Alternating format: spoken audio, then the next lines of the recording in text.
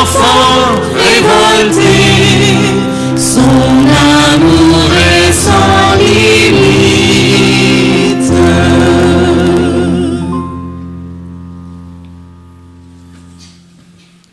Riche en bonté pour ses enfants révoltés. Son amour est sans limite. C'est ce qu'on vient de chanter. Riche en bonté. Son amour est illimité. Nous est-il possible de vraiment saisir ce qu'est l'amour illimité de Dieu? Je veux croire que la plupart d'entre nous avons malheureusement vécu une peine d'amour. Ça fait mal. Quand l'amour que l'autre porte envers toi ne dure que quelques jours, quelques semaines, quelques mois, peut-être même quelques années. L'amour qu'on recherche tous, c'est un amour durable, fidèle, un amour qui ne s'arrête jamais.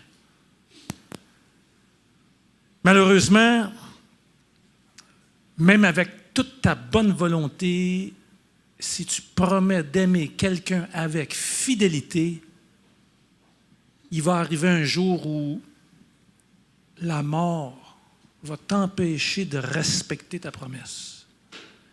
C'est plate, mais ici-bas, la fidélité s'arrête à la mort. Je ne sais pas si les animaux trouvent la mort normale, mais pour la majorité d'entre nous, la mort qui signifie l'arrêt de l'amour,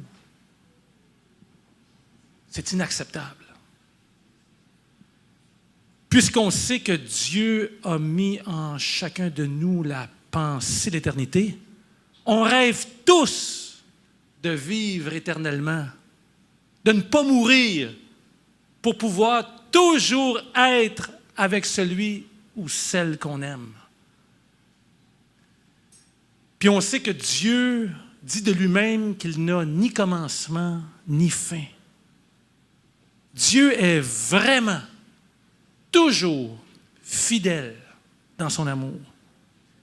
Il nous a toujours aimés, puis il va toujours nous aimer. Son amour dure à jamais. Je vous invite à vous lever pour lui chanter votre reconnaissance. Parce que Dieu est bon, Dieu est fidèle, son amour dure à jamais.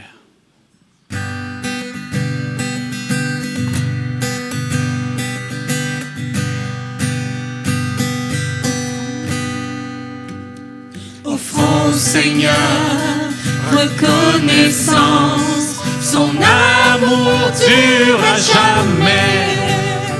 Car il est bon, il est au-dessus de tout, son amour dure à jamais. Chantons, louons d'une main puissante et d'un bras tendu, son amour dure à jamais. Il nous donne une vie nouvelle, son amour dure à jamais. Chantons, louons, chantons, louons. À jamais Dieu est fidèle, à jamais Dieu est grand, à jamais Dieu est avec nous, à jamais, à jamais, à jamais. Du lever du soleil jusqu'à son couchant, son amour dure à jamais. Par la grâce de Dieu, nous persévérons, son amour dure à jamais. Chantons,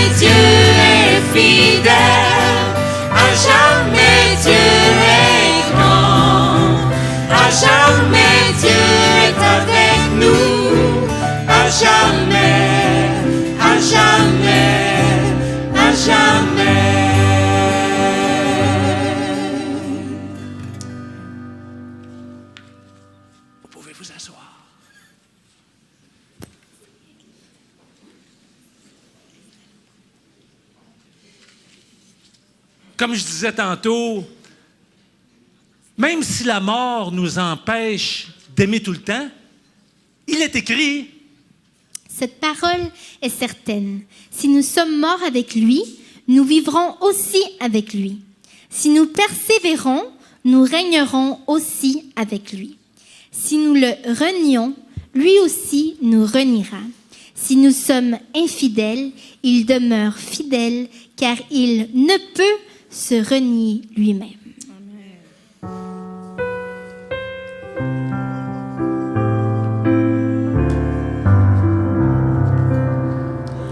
Dieu, ta fidélité va jusqu'aux nues. Plus vaste est ton amour que l'horizon. Ta tendre main est toujours étendue. Inépuisable est ta compassion. Dieu, ta fidélité, ton immense bonté se renouvelle envers moi chaque jour. Tous mes besoins, c'est ta main qui les comble. Dieu, ta fidélité durera toujours. Ta joie et ton pardon en abondance, ta présence en mon cœur, ta chaude voix, ta force à chaque pas, ton espérance. Par ta fidélité, tout est à moi. Dieu, ta fidélité, ton immense bonté se renouvelle envers moi chaque jour. Tous mes besoins, c'est ta main qui les comble. Dieu, ta fidélité durera toujours. Dieu, ta fidélité, ton immense bonté se renouvelle envers moi chaque jour. Tous mes besoins, c'est ta main qui les comble. Dieu, ta fidélité, Dieu, ta fidélité, Dieu, ta fidélité durera toujours.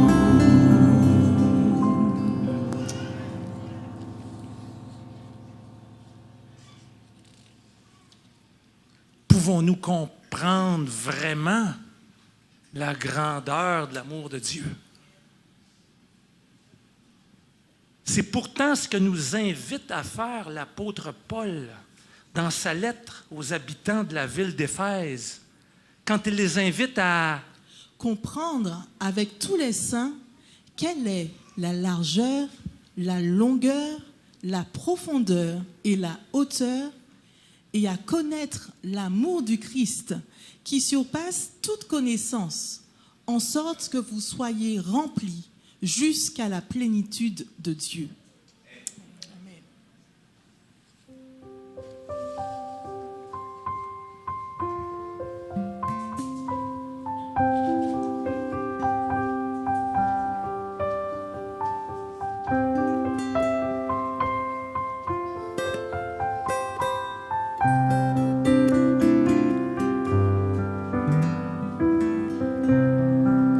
L'amour de Dieu de loin surpasse ce qu'on peut dire.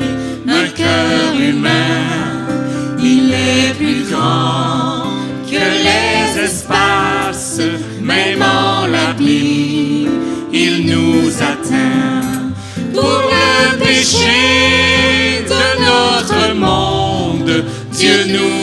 à Jésus. Il nous pardonne nos peines profondes, il sauve les perdus. Verser de l'encre dans les ondes, changer le ciel en parchemin, tendez la plume à tout le monde et que chacun soit écrivain. Vous dire tout l'amour du Père ferait tarir les eaux et remplirait la terre entière sur ce divin rouleau. L'amour de Dieu, si fort, si tendre, est un amour sans fin. Tel est le chant que font entendre les anges et les saints.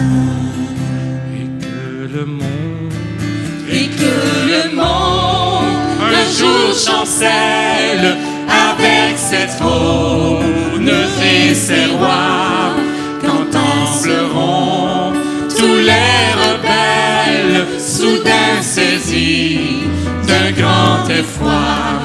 De Dieu l'amour que rien ne lasse, pour nous encore vivra.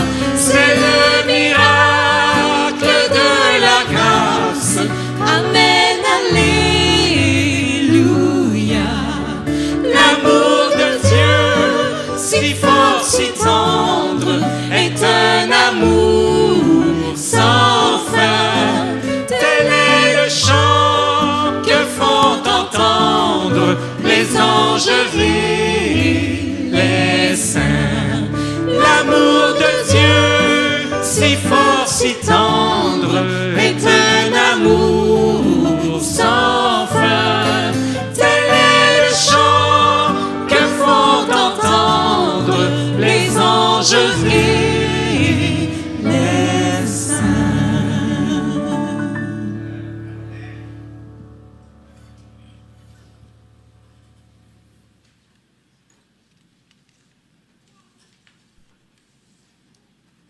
Le sacrifice de soi. Donner sa vie pour sauver la vie d'un autre. C'est probablement le plus grand exploit qu'un être humain peut accomplir ici-bas. Jusqu'à ce jour, nos gouvernements reconnaissent publiquement, par des cérémonies officielles et solennelles de remise de médailles, la bravoure de ces gens qui réussissent à sauver au péril de leur propre vie celle des autres. Il n'y a pas de plus grand amour que de donner sa vie pour ses amis.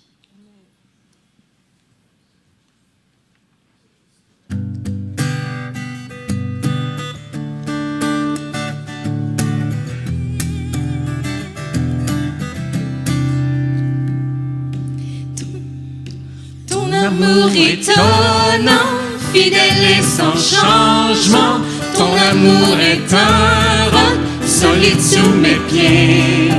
Ton amour mystérieux me protège en tout lieu, me remplit de douceur et me fait chanter. Alléluia, Alléluia, Alléluia.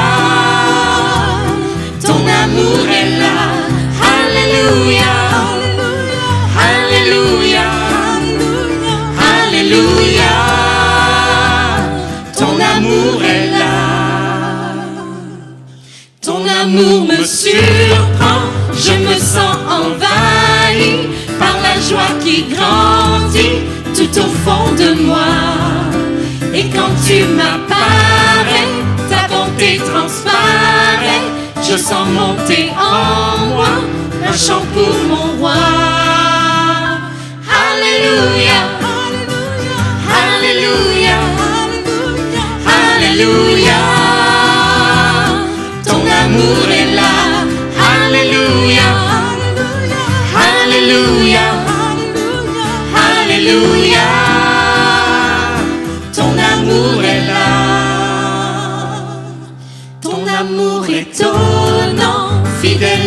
changement. Ton amour est un roc solide sous mes pieds.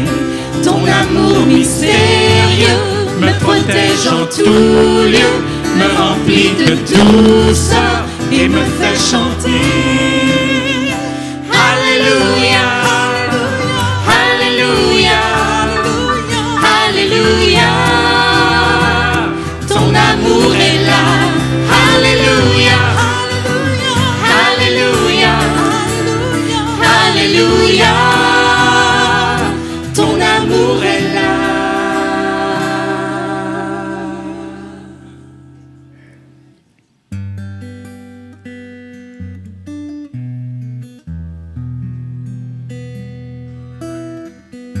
Je veux chanter un chant d'amour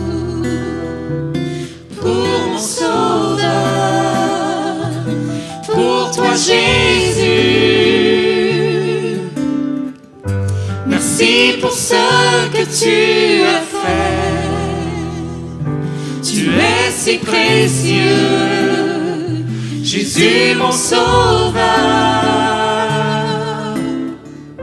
Je suis heureuse, tu m'as donné ton nom.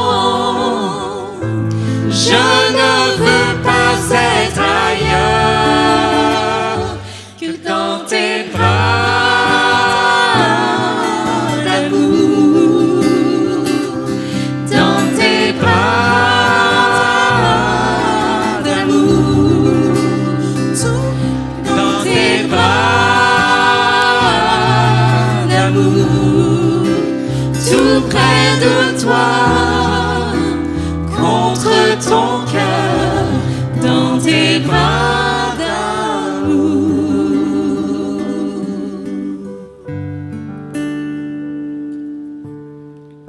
Je veux chanter un chant d'amour pour mon Sauveur, pour toi Jésus. Merci pour ce que tu as fait. Tu es si précieux, Jésus mon Sauveur. Je suis heureuse, tu m'as donné ton nom. Je ne veux pas être ailleurs que dans tes bras d'amour, dans tes bras d'amour, que dans tes bras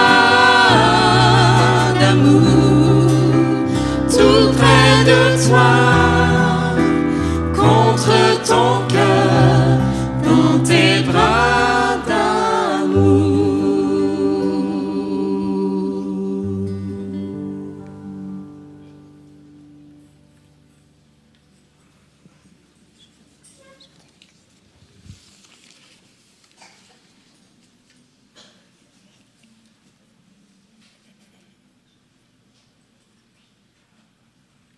Dans 1 Chronique 29, versets 10 à 14, il est écrit « David bénit l'Éternel en présence de toute l'assemblée. Et il dit, « Béni sois-tu d'éternité en éternité, éternel Dieu de notre Père Israël. À toi, Éternel, la grandeur, la force et la magnificence, l'éternité et la gloire, car tout ce qui est au ciel et sur la terre t'appartient. À toi, Éternel, le règne, car tu t'élèves souverainement au-dessus de tout. C'est de toi que viennent la richesse et la gloire. C'est toi qui domines sur tout. C'est dans ta main que sont la force et la puissance. Et c'est ta main qui a le pouvoir d'agrandir et d'affermir toutes choses. Maintenant, ô notre Dieu, nous te louons et nous célébrons ton nom glorieux. Car qui suis-je Et qui est mon peuple pour que nous puissions te faire volontairement ces offrandes maintenant? Tout vient de toi. Et nous recevons de ta main ce que nous t'offrons. J'aurais aimé ça que nos diacres, c'est qui est là ce matin? On va prier ensemble. André, viens. Daniel, viens. On fait ça différent, on va prier maintenant.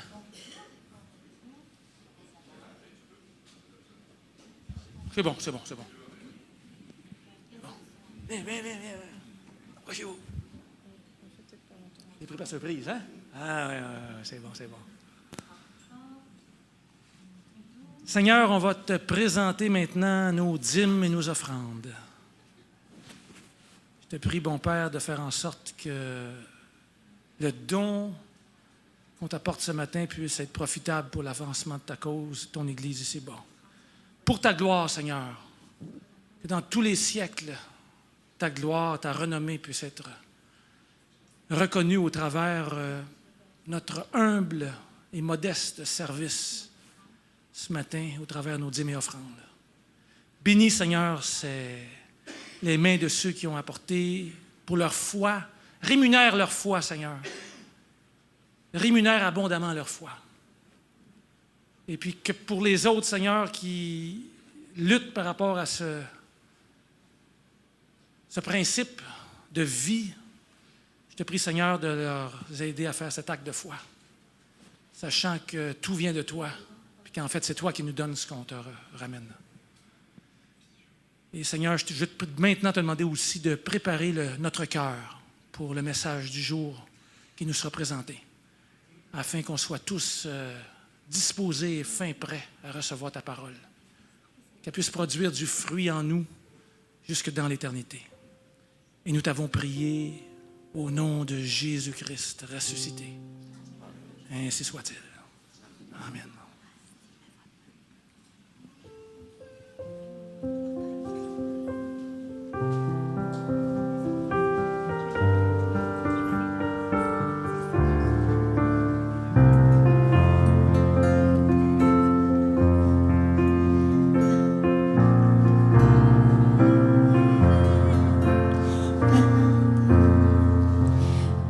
Parole sainte, préservée, lumière sur mon sentier, tu révèles la volonté d'un Dieu qui veut tous nous sauver.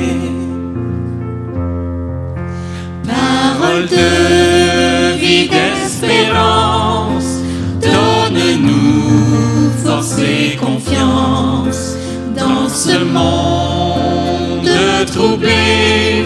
Au bercail, tu vas nous mener. Parole sainte, vérité, m'a changé, peut te changer. Nous venons, cœur disposé, pour entendre ta volonté. Parole sainte et de foi, de Moïse à la croix, faite chair et sacrifice, ô puissions-nous vivre du Christ. Parole sainte, préservée, lumière sur mon sentier, tu révèles la volonté d'un Dieu qui veut tous nous sauver. Parole sainte, vérité, m'a changé, peut te changer. Nous venons, cœur disposé, pour entendre ta volonté. Parole sainte, vérité, m'a changé, peut te changer. Nous venons, cœur disposé, pour entendre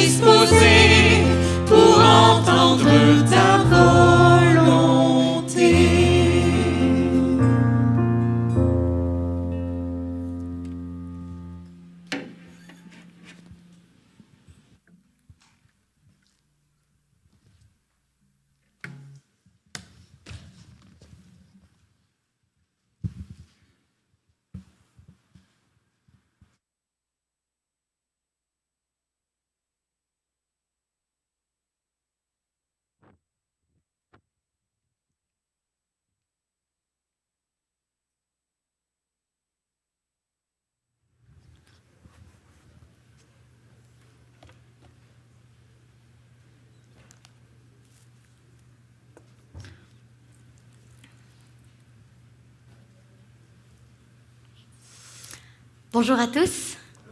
Bon sabbat. C'est un très grand plaisir pour moi d'être ici ce matin. D'habitude, vous me voyez souvent là, en train de chanter. Et chanter aussi, c'est partager la parole. Mais aujourd'hui, j'ai l'honneur d'être la voix des jeunes et d'être ici pour partager ce message que Dieu m'a donné pour chacun de vous. Vous savez que dernièrement, au mois de février passé, j'ai eu la chance de voyager en Haïti avec un groupe formidable de différentes personnes, de différents âges, de différentes expériences. Et ça a été vraiment, je crois, pour tous, un voyage inoubliable. J'ai vraiment appris de très belles leçons, surtout la leçon de l'amour. L'amour inconditionnel de Dieu, l'amour inconditionnel entre les uns et les autres. Et j'ai vu des jeunes passionnés, des jeunes s'épanouir, donner de leur temps, donner de leur main, de leur service. Et je crois, si je ne me trompe pas, pour ceux qui sont ici présents, parce que j'en ai quelques-uns que je vois d'ici qui faisaient partie du voyage, je crois qu'ils vont toujours se rappeler de ce voyage. Et je dois dire qu'ils doivent probablement, comme moi, ne pas être les mêmes personnes après ce voyage. Et c'est en étant dans ce voyage là-bas en Haïti que j'ai réalisé une grande chose, c'est que nous avons beaucoup de trésors autour de nous. Je ne sais pas si vous êtes conscients de ça. Est-ce que vous savez que vous avez des trésors parmi vous? On a des enfants, on a des jeunes adultes. Chacun d'eux, ce sont des diamants bruts, des diamants qui sont en train de se faire polir. Surtout ceux qui désirent remettre leur vie entre les mains de Dieu. Et c'est pour vous dire qu'on a beaucoup de jeunes ici au Centre Trinité-Christ. Je pense à Stéphane, qui est à la caméra souvent. Je pense à Naomi, qui prend des cours de piano, et j'imagine qu'un jour, on aura la joie de la voir jouer ici peut-être. Je pense à Élodie Vautour, qui est souvent aussi à la sono. Je pense à Christopher, à Daniela, qui sont souvent à la projection. Et beaucoup d'autres jeunes aussi qui sont impliqués ici au Centre Trinité-Christ. Nous avons des diamants, nous avons des trésors parmi nous. Et avant de commencer et de pouvoir voir qu'est-ce que le Seigneur veut nous partager aujourd'hui, d'être le sermon, je vais vous demander de baisser la tête et nous allons prier. Père éternel, Dieu Tout-Puissant, Créateur, nous te remercions ce matin pour la joie que tu mets dans nos cœurs. Merci de nous avoir, Seigneur, protégés au courant de cette semaine. Merci, Seigneur, de nous avoir fait passer à travers les embûches. Merci de nous avoir fait victorieux grâce à toi. Nous sommes ici devant toi ce matin et nous te demandons que tu puisses, Seigneur, venir dans nos cœurs. Prends, Seigneur, la place qui te revient. Prends, Seigneur, la place qui te revient dans mon cœur. Et que ça puisse être tes paroles, Seigneur, et non les miennes, qui puissent être, Seigneur, présentées ce matin. Nous te remercions et prions au nom de ton Fils Jésus. Amen. Seigneur, que puis-je faire pour toi? Je me sens perdue. Je ne sais pas quelle est ma place dans la société, dans l'Église. Je sais que tu m'appelles, mais pourquoi faire? Comment est-ce que je peux faire la différence autour de moi? Je ne sais pas pour vous. Aujourd'hui, je parle beaucoup aux jeunes directement, donc si je vous regarde dans les yeux, sentez-vous pas visés. Mais c'est pour tout le monde le message. Je ne sais pas pour vous, mais ces questions-là, je me les suis posées tellement de fois. Je les ai posées plusieurs fois à Dieu, en lui posant toujours les mêmes questions, en voulant savoir qu'est-ce que je peux faire de mes mains, qu'est-ce que je peux faire des dons que tu m'as donnés. Qu'est-ce que je peux faire de spécial pour toi, Seigneur? Toujours en étant un peu hésitante de prendre ma place dans l'Église, me voyant toujours avec peu d'expérience, peu de formation, trop jeune. Et finalement, aujourd'hui, 7 mai 2016, me voilà maintenant devant vous en train de partager mon témoignage. La Ingrid de 15 ans, je crois qu'elle n'aurait jamais imaginé d'être ici un jour. Il y a de cela 2 ans maintenant, même bientôt 3 ans, j'ai commencé un petit groupe de jeunes adultes ici à l'église Centre Trinité-Christ. Et tout cela a commencé avec mon désir de partager avec mon pasteur, donc Rémi, de vouloir être plus impliquée, de vouloir faire quelque chose de différent. Comme je vous disais, je me posais comment est-ce que je peux faire la différence. Et finalement, sans coïncidence, il m'a présenté une amie, Kim. Et finalement, toutes les deux, on a commencé à travailler ensemble avec le même désir ardent d'amener une différence, d'amener quelque chose de différent, une belle dynamique, une belle cohésion entre notre jeunesse qui était si présente au Centre Il est écrit. Et finalement est né le groupe Tous pour un. Tous pour un, pourquoi? Tous dans la même direction. Tous louant le même Dieu. Tous voulant aussi faire la différence. Et finalement, c'est ça, 3 ans s'en sont déjà écoulés et on continue. Ayant grandi et participé dans des petits groupes depuis que je suis très petite, Jean est témoin de cela, je me sentais prête à enfin relever le défi et me dire « Ok Ingrid, t'es prête? Tu vas leader un groupe. Tu vas diriger un groupe avec quelqu'un. » Et j'avais plein de rêves, plein d'aspirations. Et je peux vous dire que le chemin n'a pas toujours été facile, mais avec Dieu, on est toujours victorieux. Dans des moments où j'aurais pensé peut-être lâcher des fois, abandonner tout, Dieu était auprès de moi, il m'a dit « Je suis à côté de toi, c'est moi qui mène la barque, inquiète-toi pas. » Et le Seigneur m'a guidée et finalement, même des fois quand j'étais dans les moments peut-être de questionnement, où je me disais dans quoi je me suis embarquée, j'entendais la voix du Seigneur qui me disait « Ingrid, c'est pas toi qui voulais travailler pour moi? C'est pas toi qui voulais faire la différence? Je te donne des opportunités présentement. Prends-les. » Donc, je les ai prises avec tout ce que ça venait. Mais je dois vous dire que c'est une bénédiction énorme. Et il y a des gens aussi du petit groupe qui sont ici présents. Puis justement, mercredi passé, on a pris le temps de faire un tour de table, puis de se poser la question, depuis qu'on est dans le groupe, qu'est-ce que ça nous a apporté? Et j'étais tellement heureuse de voir de ce que chacun partageait, ceux qui ça fait plus longtemps qu'ils sont là aussi, comme les nouveaux, de voir comment ils ont vu que faire partie d'un groupe, faire partie en fait d'une famille, qu'elle devient, ce groupe, ça devient une famille, c'est extraordinaire, ça fait un grand changement dans leur vie. Et j'ai vu en fait finalement, en écoutant leurs témoignages, le fruit du travail que j'avais mis, mais surtout que Dieu m'avait poussé en arrière de ça, puis que c'est lui finalement qui me montrait ça, et c'était tellement un beau cadeau. Dieu veut pour toi aujourd'hui, jeune enfant, jeune adulte, que tu rentres dans ses rangs aujourd'hui. Il veut que nous soyons des livres ouverts, que nous ayons des cœurs disposés. Il veut que nous soyons le sermon. Et c'est le titre que j'ai donné aujourd'hui au message, mais c'est surtout mon témoignage que je vais vous partager aujourd'hui. Et ce que je veux dire par « soyons le sermon », parce que c'est vrai que sermon, des fois, ça peut sonner comme sermonner, quelque chose de négatif, mais c'est ce que je veux dire par « être le sermon », c'est personnifier le mot sermon. C'est donc être le sermon, être à travers nos actions, à travers nos paroles, être ce qu'on dit, être ce que Dieu nous demande d'être. Et il veut que tu te joignes à ses rangs. Notre jeunesse n'est pas un handicap, comme ce que je pensais.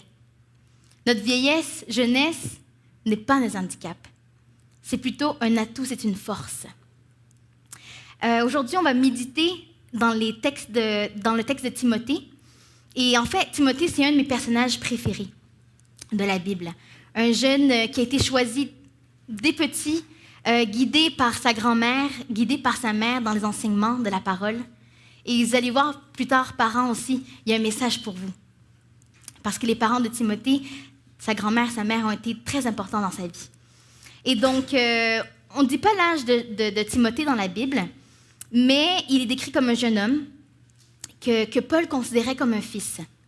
Et il le forma, il l'instruit, et il lui a donné la grande responsabilité de diriger une église. Il le suivait dans ses voyages, il lui transmettait des messages à transmettre à l'Église. Donc, Timothée avait un poste quand même assez important pour son jeune âge. Je sais pas, j'essaie de vous mettre un peu dans le contexte. Et donc, on va lire le texte. Donc, 1 Timothée, chapitre 4, les versets 12 à 16. Et on va aller avec le temps en décortiquant.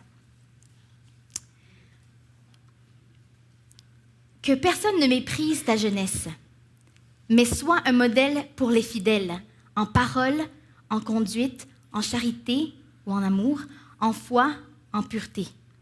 Jusqu'à ce que je vienne, applique-toi à la lecture, à l'exhortation, à l'enseignement. Ne néglige pas le don qui est en toi.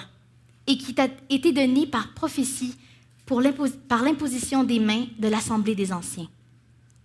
Occupe-toi de ces choses, donne-toi tout entier à elles, afin que tes progrès soient évidents pour tous. Veille sur toi-même et sur ton enseignement.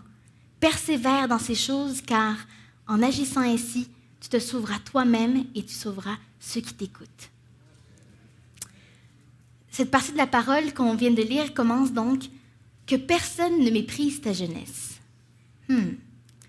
Paul disant, préparant Timothée aux adversités qui pouvaient peut-être venir.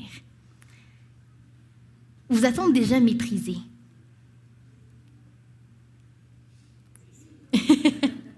Oui, j'ai entendu quelques oui. C'est pas quelque chose d'agréable d'être méprisé, d'être pris et on assume qu'on n'a pas les capacités de réaliser quelque chose. Peut-être parce qu'on est trop jeune, on n'a pas l'expérience. Comme jeune, je dois dire qu'on doit se battre beaucoup contre cette idée-là. Parce que ce que la société projette, malheureusement, c'est une jeunesse qui est perdue, une jeunesse qui fait ce qu'elle veut quand elle veut, une jeunesse qui ne pense qu'au plaisir de la vie. Mais je dois vous dire que Dieu a tellement de grands plans pour la jeunesse. La jeunesse, c'est une armée dynamique, avec une force nouvelle. Et comme je vous disais, ce n'est pas un handicap. En fait, c'est un atout, la jeunesse. Et je crois que c'est important de voir aussi que dans la Bible, on n'a pas commencé, on ne voit pas que la Bible a été écrite en disant Jésus commença son ministère et il fut prêchant, fit des miracles. C'est où est-ce que l'histoire de Jésus commence? À sa naissance, exactement, et même avant sa naissance. Et je crois que c'est très important, parce qu'on a vu la croissance, on a vu l'évolution de Jésus. Et son adolescence, son enfance, adolescence et préadolescence pour aller jusqu'à l'âge adulte était très importante. Parce que c'est là que les bases ont été mises. Et moi, je crois en cette jeunesse. Et Dieu croit en cette jeunesse qui, avec les bons outils, en remettant sa vie entre les mains de Dieu, peut réussir et peut être un exemple extraordinaire et briller de mille feux. Il y a un ami qui me disait dernièrement que nous sommes tous des instruments et que Dieu est le musicien. Et il veut faire de nous ses plus beaux instruments. Et il veut sortir de nous des plus belles mélodies qui existent. Donc, jeune, sois cet instrument. Laisse-toi te laisser jouer par le Maître, celui qui t'a créé, celui qui te connaît de A à Z. En 1975, Paul Allen et son ami, un certain Bill Gates, que peut-être vous connaissez, fondent Microsoft. Il avait 20 ans. Le reste, c'est de l'histoire. Est-ce que quelqu'un connaît Larry Page et Sergey Brin? All right. Exactement. Ils avaient chacun 23 et 24 ans lorsqu'ils ont fondé Google. Et aujourd'hui, encore, c'est de l'histoire Google qui n'utilise pas Google. Donc, c'est pour vous dire que la jeunesse, elle a beaucoup d'aspirations, elle a beaucoup de rêves, elle a beaucoup d'idées. Je peux vous donner des exemples dans la Bible. Qui d'autre que David? David, un jeune homme vaillant qui, en sachant qui était en arrière de lui et devant lui, l'Éternel, a combattu le géant Goliath. Et encore, parlons de Caleb et Josué, qui ont tenu ferme à leurs convictions, malgré que la majorité avait décidé de faire autre chose et de dire d'autres choses.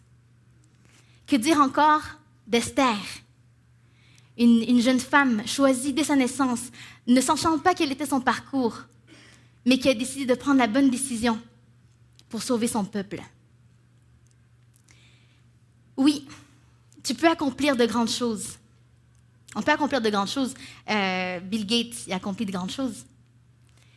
Mais laisse-moi te dire que si tu laisses que Dieu prenne ta vie en main, que tu abandonnes ta vie dans les mains de Dieu, mon ami, tu vas accomplir de plus grandes choses encore. Je pourrais vous donner de multiples exemples encore de jeunes hommes et de jeunes femmes persévérante et persévérant et courageux. Qu'on ne méprise pas ta jeunesse. Adulte, ne méprise pas la jeunesse. La jeunesse est pleine de rêves, elle est pleine d'aspirations, d'idées, d'innovations. C'est vrai que des fois, dans cette effervescence d'énergie, les hormones, on ne sait pas toujours où se diriger. Et donc, c'est le rôle, donc là vient le rôle de ceux qui ont plus d'expérience, qui sont passés par là aussi. Tu sais, quand nos parents nous disent « Je te le dis, je suis passé par là. » Mais mes amis, ça m'a pris un certain temps aussi, mais je l'ai compris. Et donc, le rôle de ces leaders, de ceux qui ont de l'expérience, que ce soit le pasteur. En fait, je vous parle à vous, leaders, dans l'Église. Vous, parents, vous, adultes, d'expérience. Encouragez la jeunesse, qui n'est pas seulement le futur, mais qui est le présent. Elle participe déjà. Je vous ai nommé au tout début des jeunes, des enfants qui participent déjà. Je suis tellement contente de voir ça. Parce que c'est comme ça que moi-même aussi, j'ai su prendre ma place dans l'Église et prendre ma place dans le royaume de Dieu déjà. Parce que c'est pour ça qu'on travaille. C'est pour le caractère qu'on va amener avec nous. Et ce rôle est important de leader. Vous, adultes qui êtes là, entourez la jeunesse. C'est très important. C'est comme Paul, quand on lit dans Timothée, Paul qui entourait Timothée et qui l'encourageait à persévérer, qui lui envoyait des lettres. Dans 1 Timothée 1,8, dans 1,18, il y a Paul qui lui écrit « Le commandement que je t'adresse, Timothée, mon enfant, selon les prophéties faites précédemment à ton sujet, c'est que d'après elles, tu combattes le bon combat. » C'est que d'après elles, tu combattes le bon combat. De quel combat parle-t-il?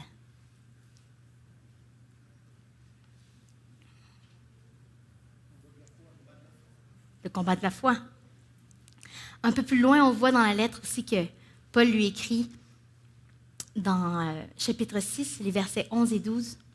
« Pour toi, homme de Dieu, fuis ces choses et recherche la justice, la piété, la foi, la charité, la patience, la douceur. Combat le bon combat de la foi. Saisis la vie éternelle à laquelle tu as été appelé et pour laquelle tu as fait une belle confession en présence d'un grand nombre de témoins. » Et ce combat, on le mène chaque jour. Adultes comme jeunes, comme enfants. Même enfants encore, je crois qu'on vit beaucoup dans la naïveté, mais rapidement, on rentre dans la vie d'adulte. Et le flot du monde est tellement fort. C'est tellement facile de se laisser emporter. Mais adultes, parents, sois fort et dis-lui, combat le bon combat. Et dis-lui aussi que toi, tu le combats, le combat. Et que c'est pas facile, mais que grâce à Dieu, on peut le faire. Excusez-moi.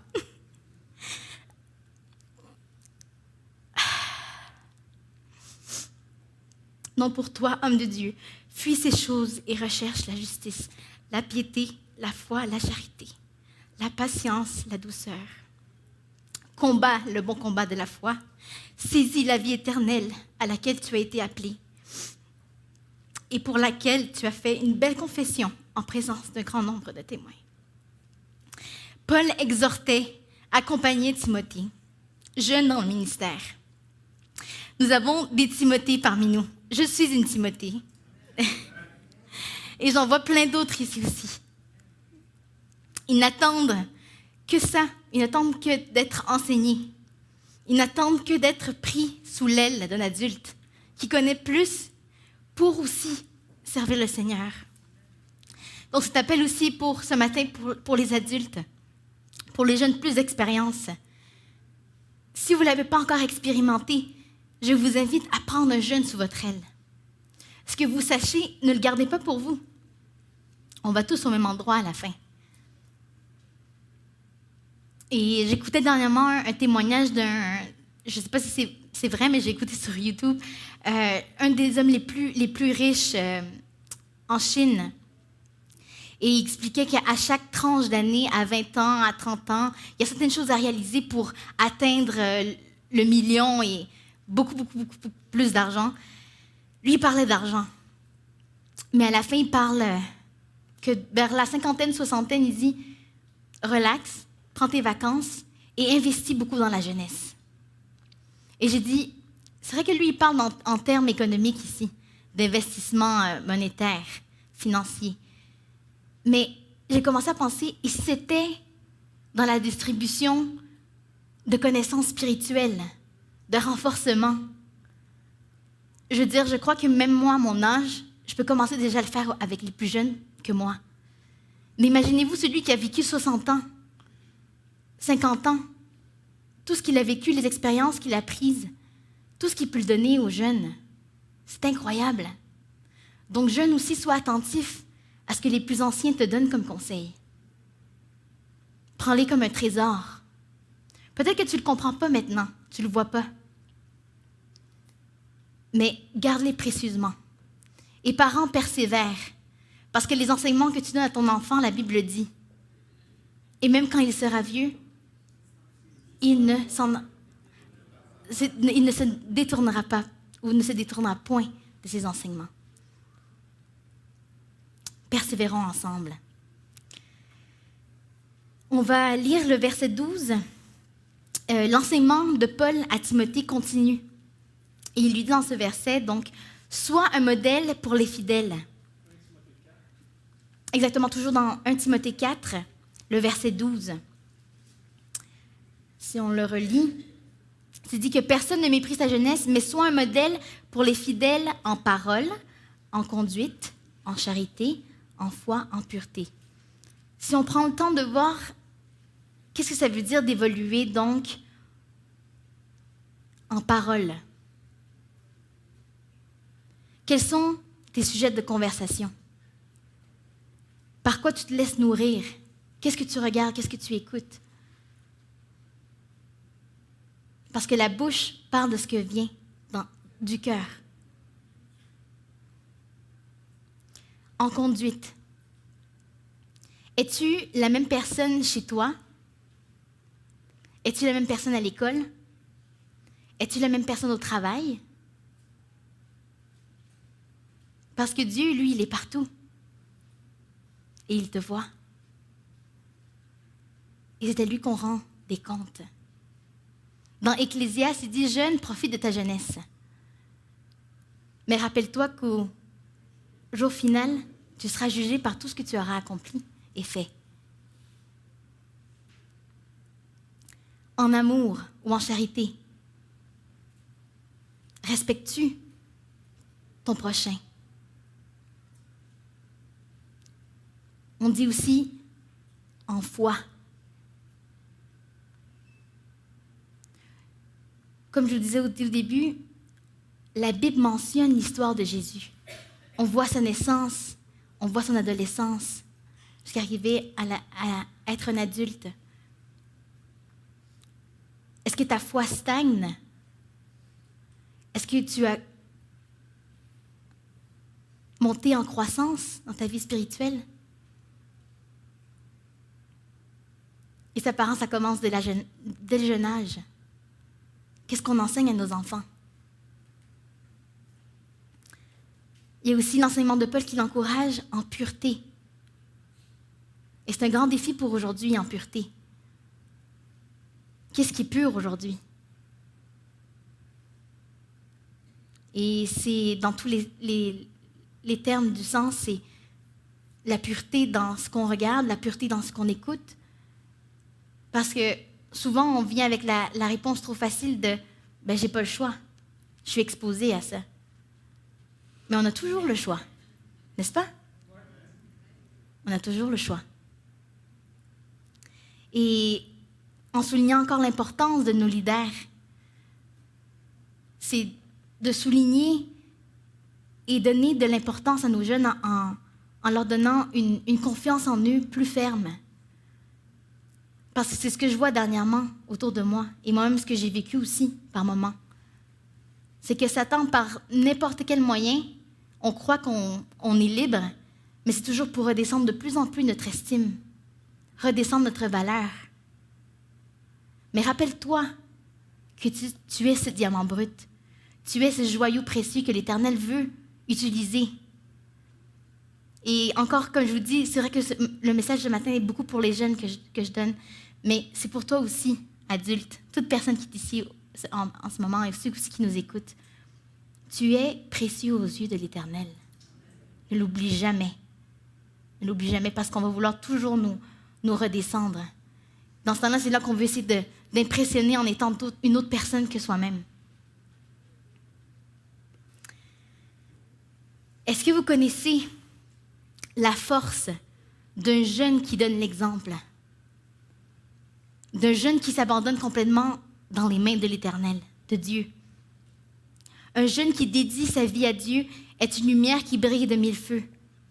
Si étant jeune, tu comprends l'importance de remettre ta vie à Dieu, de le faire ton premier conseiller dans tous les choix que tu dois prendre, il va faire de grandes choses avec toi.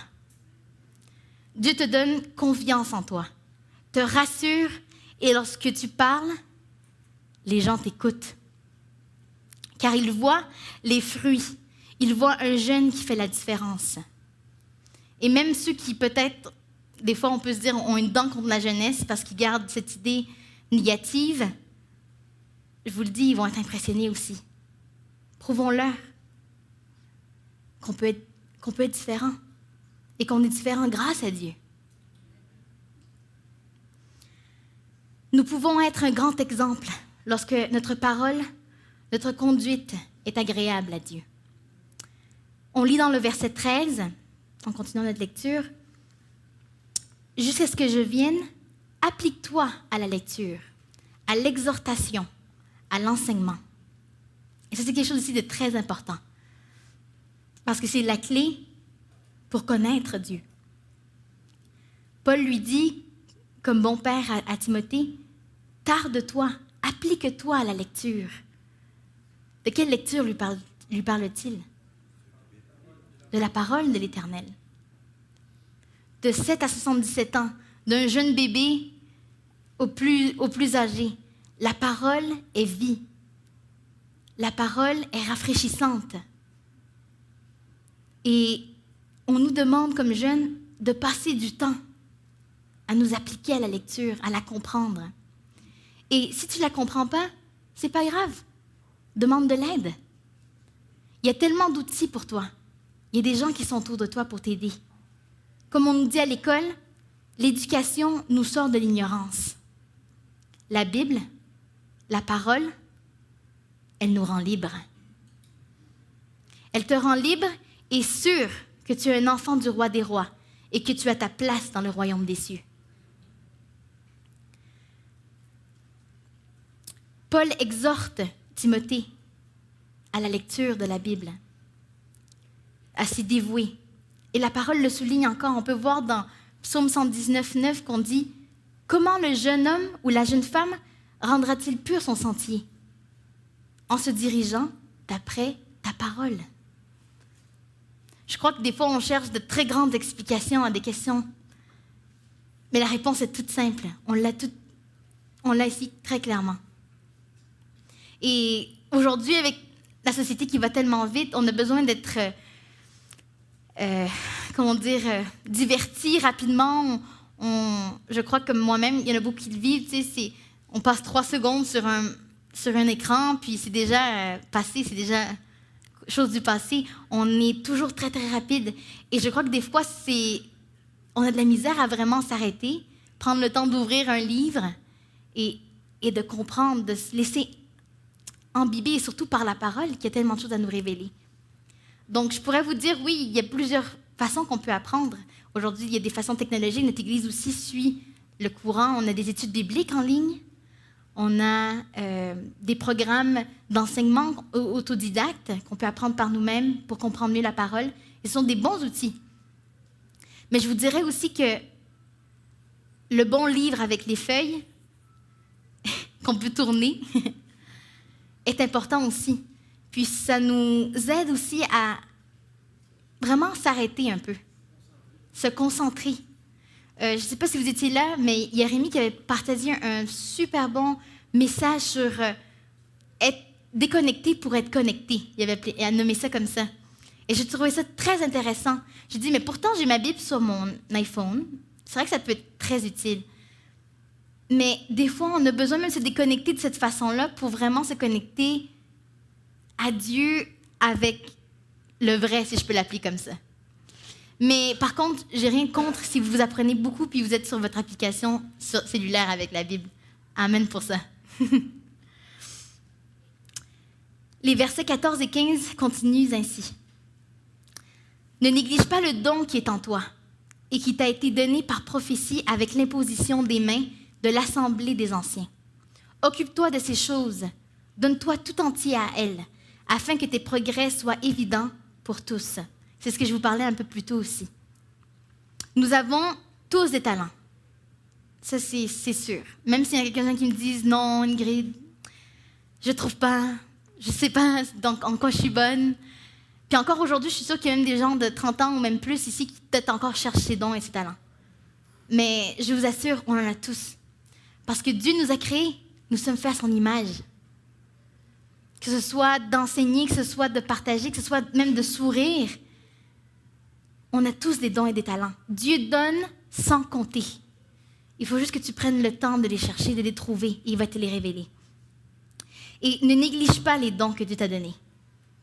Je vois des jeunes leaders ici dans le centre, il est écrit. Je vois des musiciens. Je vois des jeunes capables d'enseigner ici dans l'Église. L'Église est dynamique. Ne cherchez pas plus loin. On a des trésors ici, comme je vous le disais. On peut croire facilement qu'on ne peut rien faire.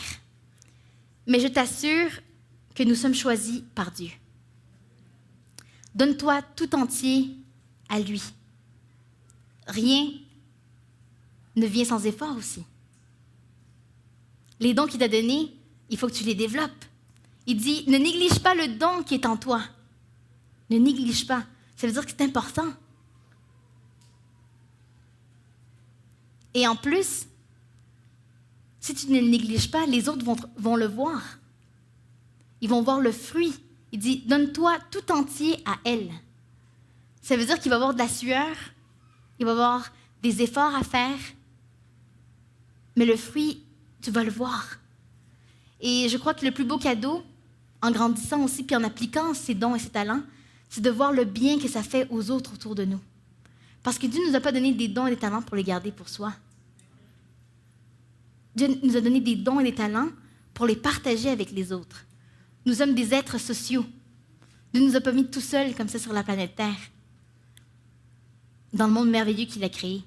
Il nous a mis pour être en interaction, que ce soit avec nos parents, que ce soit avec nos amis, les gens qu'on va rencontrer au courant de notre vie. On a un impact, que tu le veuilles ou non, tu as un impact autour des gens qui sont autour de toi.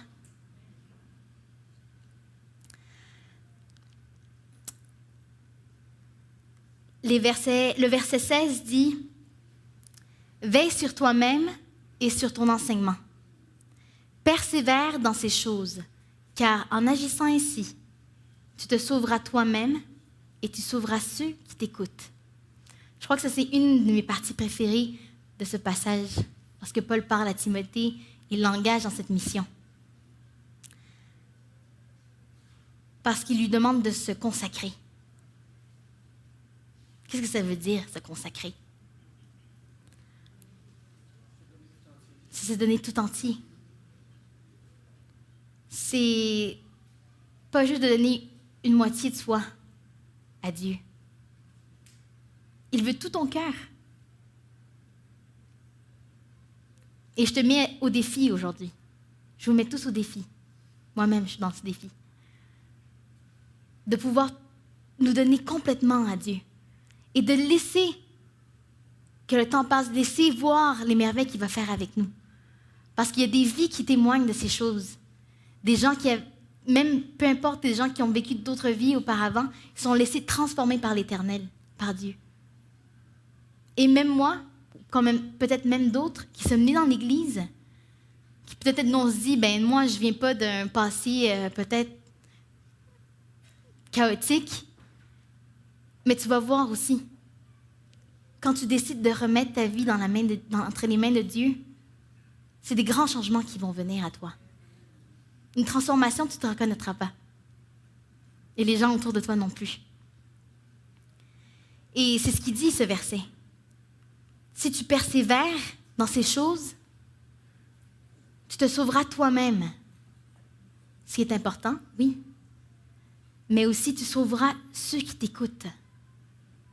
Comme je vous disais tantôt, c'est important d'avoir cette conscience de savoir qui est-ce qui me regarde, qui est-ce qui m'écoute. Et c'est pas pour avoir une pression de plus sur soi pour être je peux pas me mettre ça, ou je peux pas dire ça, ou je peux pas faire telle chose parce que les gens me regardent. Mais c'est de prendre le temps de réfléchir et de dire quelles sont les conséquences de telle chose ou de ce que je fais. Quel est l'impact que ça va faire autour de moi? Parce que je le veuille ou non, je peux blesser des personnes ou en amener d'autres dans la mauvaise voie aussi. Donc pense que non seulement en persévérant et en remettant ta vie entre les mains de Dieu, tu vas te sauver toi-même, mais tu vas sauver les autres aussi, qui vont te voir et qui vont dire, écoute, il y a quelque chose de spécial chez cette fille-là. Il y a quelque chose de spécial chez ce garçon-là. Moi aussi, je désire la même chose.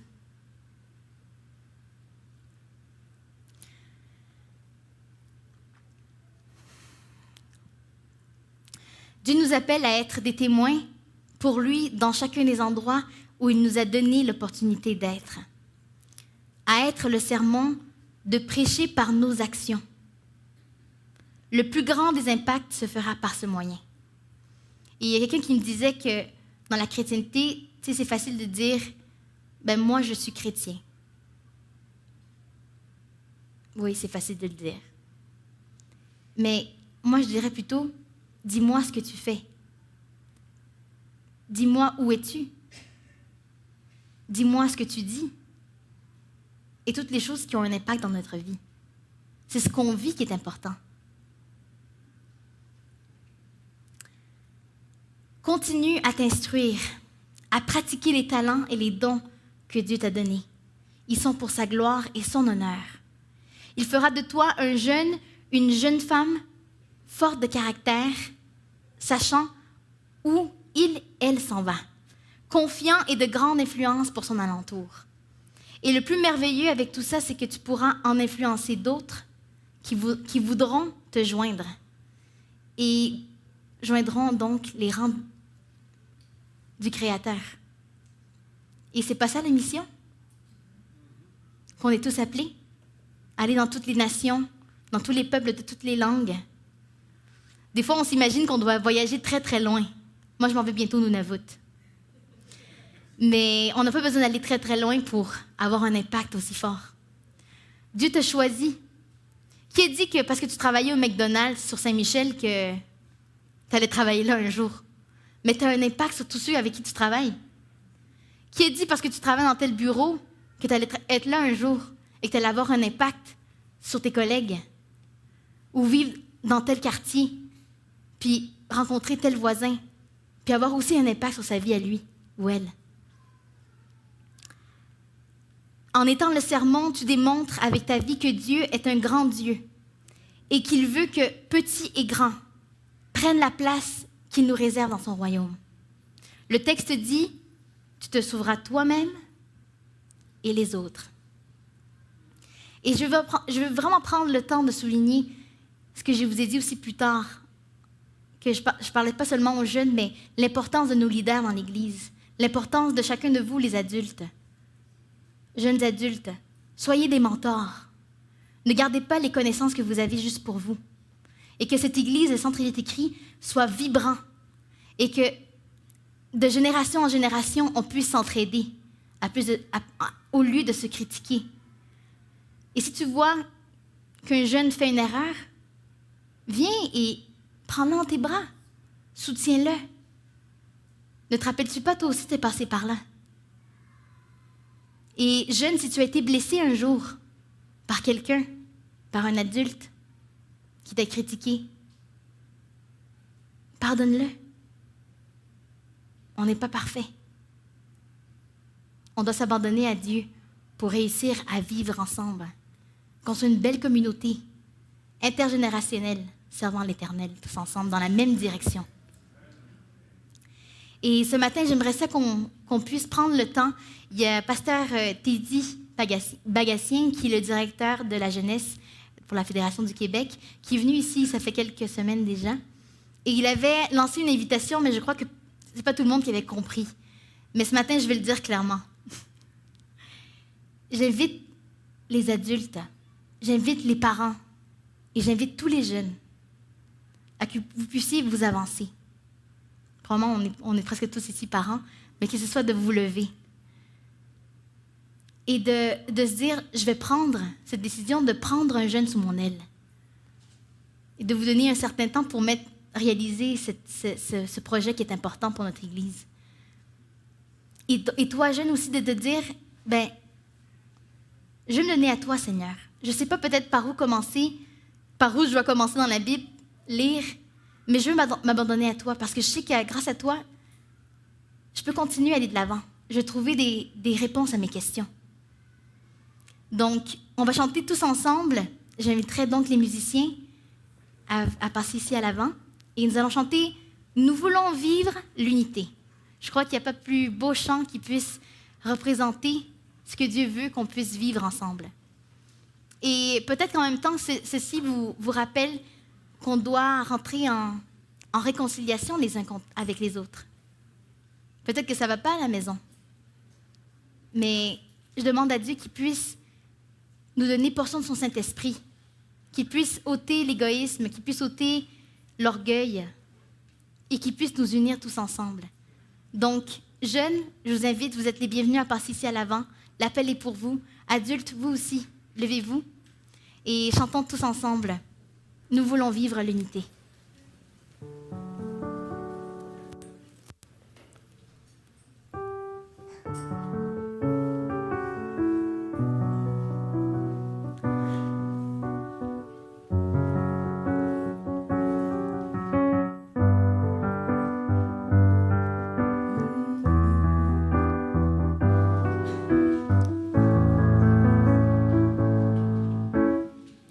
Nous voulons vivre l'unité, rester ensemble à chaque instant, surtout ne pas nous séparer, continuer d'aller de l'avant. Nous voulons te rester fidèle et devenir un même corps, travailler au lien de la paix, marcher toujours dans le même esprit, tous ensemble, nous partageons l'amour du Seigneur, l'adoration du Sauveur. Tous ensemble, nous accueillons l'Esprit du Seigneur, l'unité du Créateur.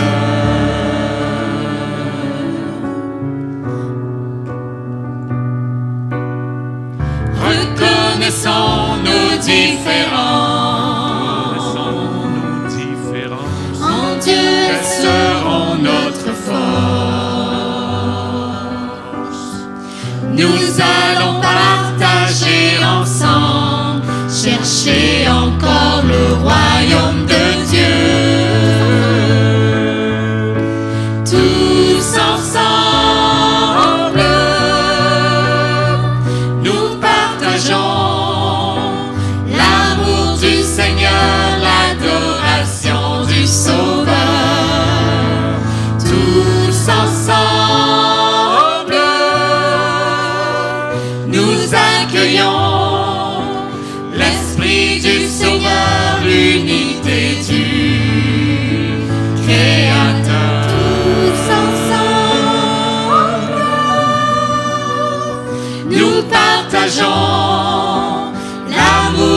Seigneur, l'adoration du Sauveur.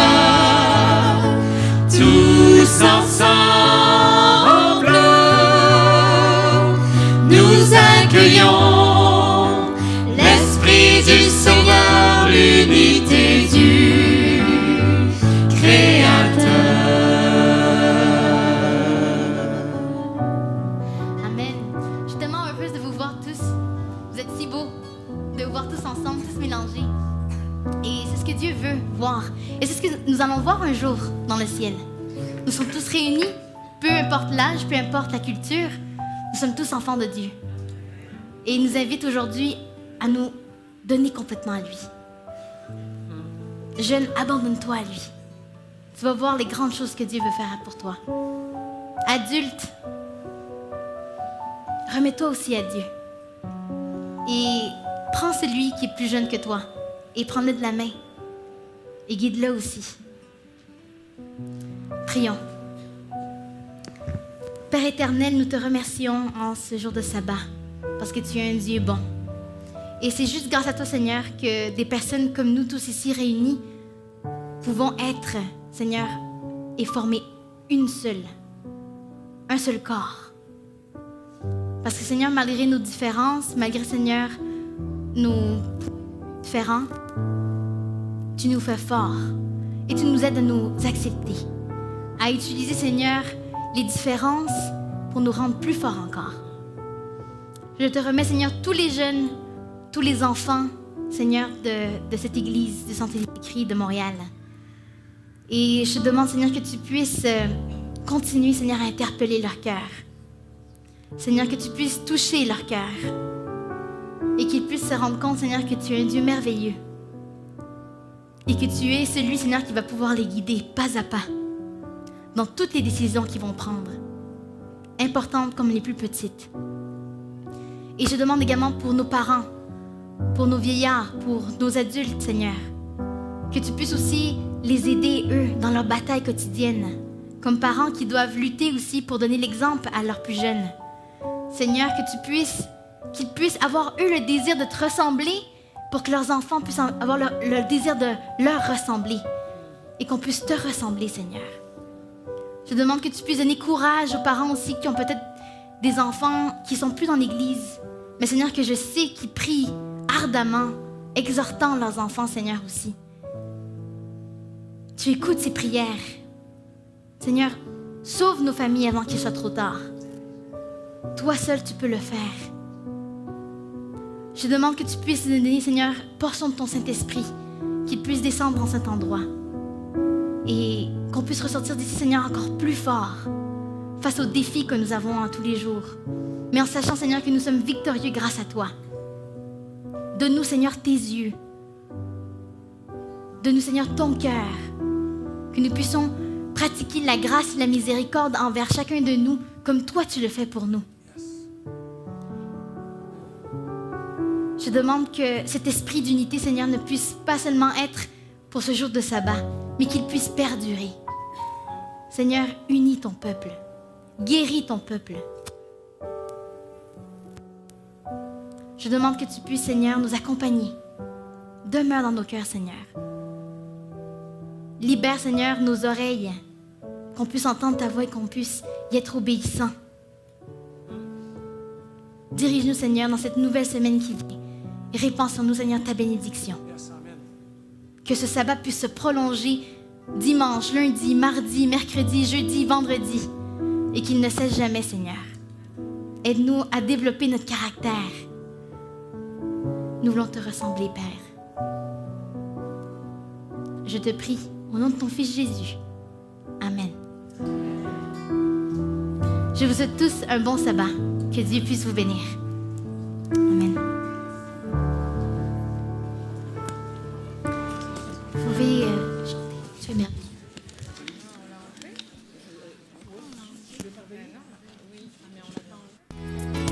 Si vous êtes dans la région de Montréal, ne manquez pas de nous visiter au Centre Il est écrit, situé au 4505 boulevard Rosemont.